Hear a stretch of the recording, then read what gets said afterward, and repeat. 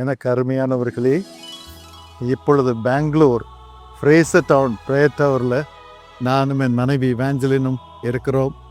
இன்று நாள் முழுவதிலும் பல பங்காளர்களை இன்னும் இயேசு அழைக்கிறார் ஊழியத்திலே இணைந்திருக்கும் ஜெப வீரர்கள் வீராங்கனைகளை சந்தித்து அவர்களோடு சேர்ந்து ஜெபம் பண்ணி புதிய ஊழியத்திற்காக பிரதிஷ்டை பண்ணி ஆண்டவருடைய வல்லமையை ஜனங்களுக்கு கொண்டு வரும்படியாக அருள் புரிந்தார்.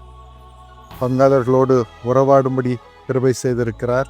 இந்த இயேசு அழைக்கிறார் ஃப்ரேசர் டவுன் ஜபகோபுரத்திலே இன்னும் ஜெயநகர், ராஜாஜி நகர், இன்னும் HBR லே அவுட், இன்னும் KR-புரம், இந்த இடங்களில் எல்லாம் இருக்கும் ஜப கோபுரத்திலே கர்த்தருடைய வல்லமை விளங்குவதற்காக இன்னும் கூடுதலாக ஜப வீரர்களை வீராங்கனைகளை இப்பொழுது நாங்கள் பயிற்றுவித்து அமர்த்தி இருக்கிறோம் உங்களுக்காக ஜெபம் பண்ணுவதற்காக.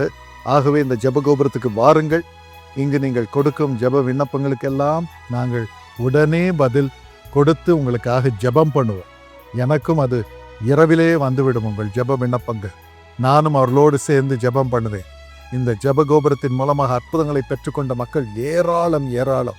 இன்றும் நாள் முழுவதும் ஜனங்களுக்காக ஜெபிக்கும் பொழுது அவர்கள் பெற்ற அற்புதங்களை எங்களோடு பகிர்ந்து கொண்டிருக்கின்றார்கள்.